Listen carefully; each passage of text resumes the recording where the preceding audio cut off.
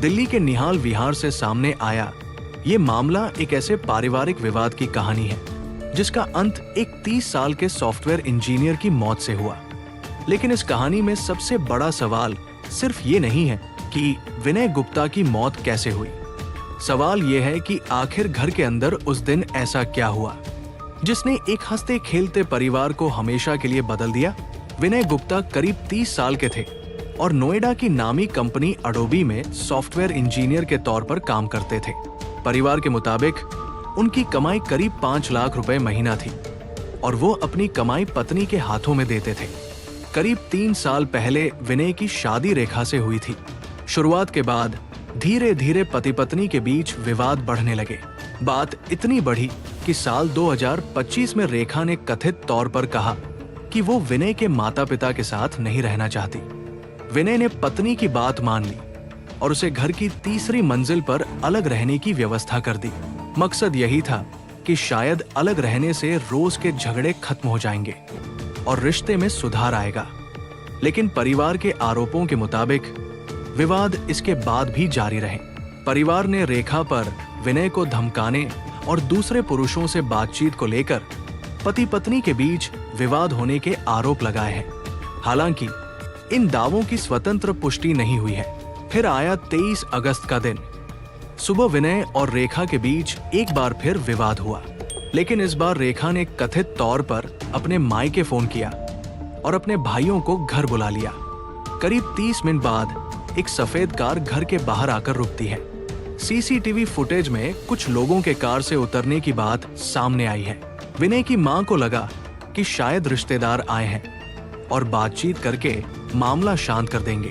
उन्हें क्या पता था कि अगले कुछ मिनटों में उनके सामने उनका बेटा जिंदगी और मौत की लड़ाई लड़ रहा होगा। विनय की मां के मुताबिक घर पहुंचे लोगों ने उनके बेटे के साथ मारपीट शुरू कर दी।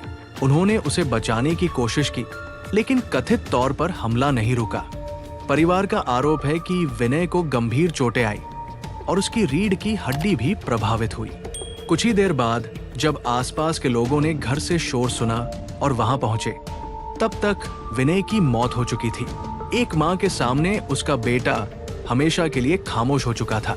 लेकिन इस मामले में एक और गंभीर आरोप सामने आया।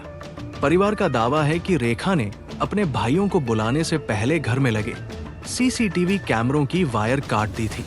अगर जांच में ये आरोप सही साबित होता है तो ये पुलिस के लिए बेहद महत्वपूर्ण तथ्य हो सकता है, क्योंकि इससे ये पता लगाने में मदद मिल सकती है कि घटना से पहले घर में क्या हुआ था और किसकी क्या भूमिका थी। आसपास के कुछ लोगों की ओर से ये भी दावा किया गया है कि रेखा का विनय और उसकी मां के साथ पहले भी विवाद होता था और कथित तौर पर मारपीट की घटनाएं भी हुई थी। हालांकि इन दावों की पुष्टि जांच के बाद ही हो सकेगी। फिलहाल पुलिस ने रेखा समेत 4 लोगों को हिरासत में लिया है और हत्या से जुड़ी धाराओं के तहत मामला दर्ज कर कार्रवाई शुरू की गई है। अब जांच में कई सवालों के जवाब तलाशे जा रहे हैं। उस सुबह पति पत्नी के बीच विवाद आखिर किस बात पर हुआ था? रेखा ने अपने भाइयों को किस वजह से बुलाया? घर के अंदर विनय के साथ वास्तव में क्या हुआ? सीसीटीवी कैमरों की वायर किसने काटी? और क्या ये सब अचानक हुआ था या इसके पीछे पहले से कोई योजना थी? इन सवालों के जवाब पुलिस की जांच और अदालत की कार्यवाही के बाद ही सामने आएंगे। इसलिए अभी सामने आए आरोपों को अंतिम सच मानना सही नहीं होगा और अदालत के फैसले से पहले किसी भी आरोपी को दोषी कहना उचित नहीं है। लेकिन इस पूरी घटना का सबसे दर्दनाक पहलू यही है कि एक मां ने अपनी आंखों के सामने अपने बेटे को खो दिया। जिस बेटे ने मेहनत करके अपना करियर बनाया, परिवार संभाला और अपनी जिंदगी आगे बढ़ाने की कोशिश की, उसकी कहानी एक घरेलू विवाद के बीच अचानक खत्म हो गई। अब इस मामले में सच्चाई क्या है, ये जांच से सामने आएगा। लेकिन एक सवाल शायद हमेशा बना रहेगा, अगर उस दिन हालात को समय रहते संभाल लिया जाता तो क्या विनय आज जिंदा होता? अगर आपको ऐसी ही वास्तविक घटनाओं पर आधारित कहानियां पसंद हैं, तो वीडियो को लाइक करें, चैनल को सब्सक्राइब करें और बेल आइकन जरूर दबाएं।